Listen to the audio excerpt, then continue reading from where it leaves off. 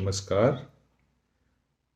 मैं फिर हाजिर हूँ, तरुण शर्मा, आपका दोस्त, कुछ जीवन की अविस्मरणीय बातें आपसे साझी करने के लिए। यात्राएं हम सभी करते हैं और उन यात्राओं के हमारे को कुछ अनुभव होते हैं। ये जीवन भी एक यात्रा है, इसके भी हमें बहुत से अनुभव होते हैं। आज मैं एक ऐसी यात्रा की आपसे बात करने जा रहा हूँ जो आध्यात्मिक यात्रा है। मैं अपने गुरुदेव का शुक्रगुजार हूँ कि उन्होंने मुझे इस यात्रा के योग्य समझा। तो चलिए मैं साझा करता हूँ आपसे वो ऐसा दुर्लभ एक्सपीरियंस, अनुभव, जिसने मेरी ज़िंदगी को बदला है और आपकी ज़िंदगी को भी बदल सकता है। क्योंकि इस यात्रा का अनुभव करने के लिए कृपा की ज़रूरत होती है और गुरुदेव की कृपा मुझ पर हुई, जिसका मैंने आनंद लिया और ले रहा हूँ। मुझे गुरुदेव ने आवाज़ दी और कहा चलो, और शुक्रगुजार हूँ कि मेरे दिमाग में कोई ऐसी बात नहीं आई जहां मैं पूछता कि कहाँ ले जा रहे हो, क्यों ले जा रहे हो। मैं उनके पीछे चल पड़ा बिना कोई भाव रखे हुए, निर्भाव होके, निर्भय होके उनके पीछे चल पड़ा। और कुछ दूर जाने के बाद मैंने देखा वो गुरुदेव का शरीर खत्म हुआ और वो एक रोशनी में परिवर्तित हो गए, और मैं भी उसके साथ चलते हुए उस रोशनी में परिवर्तित हो गया। इतना तेज प्रकाश कि सब कुछ उसमें समा गया, समाहित हो गया। कुछ भी रहा नहीं, न शरीर रहा, न भाव रहे, न मन रहा। एक आनंद था, एक प्रकाश था। उस प्रकाश में मैं बहे जा रहा था, विशाल होता जा रहा था, आनंदित होता जा रहा था। और वो सारे विश्व को उसने अपने बाहों में भर लिया। सब कुछ समाप्त हो गया, सब कुछ गायब हो गया, सिर्फ प्रकाश रह गया। कुछ भी नहीं था, मैं भी नहीं था, मैं भी प्रकाश हो गया। उस रोशनी का ही एक से रोशन होकर रोशन में ही, रोशनी में ही खो गया, अस्तित्व ही खत्म हो गया। और ऐसा आनंद उस विशाल रोशनी के अंदर बहने का एक अपना आनंद होता है, एक अपनी यात्रा होती है। पता नहीं कब तक मैं इस आनंद में बहता रहा, बहता रहा, कुछ खबर ही नहीं थी।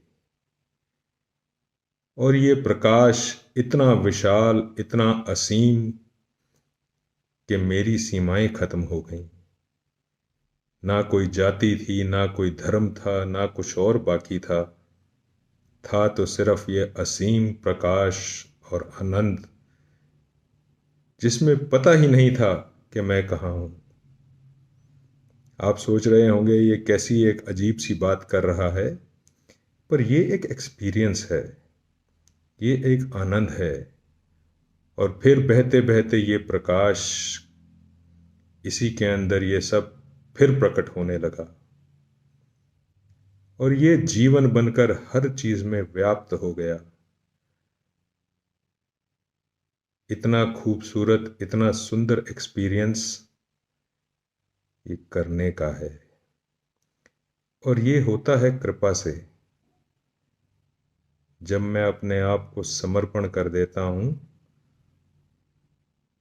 क्योंकि जब तक मैं धारणाओं में बंधा हुआ हूं, इस शरीर की सीमा में बंधा हूं, ये नहीं होता।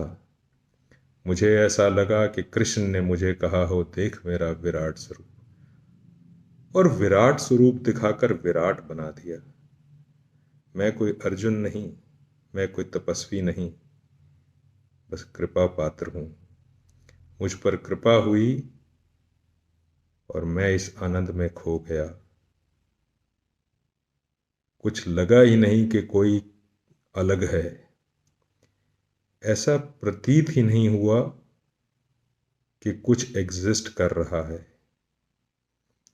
और जीवन में जब कुछ नहीं रहता, जब सब इसमें समाहित हो जाता है, इसी में से प्रकट हो जाता है, तो आपको जीवन का रहस्य समझ आ जाता है।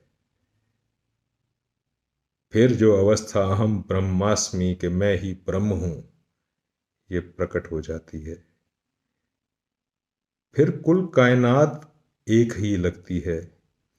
जो शब्द मैंने बचपन से सुने कि पहला सबक है किताबे हिदा का, कि मखलूक सारी है कुनबा खुदा का, ये बात असल हो गई।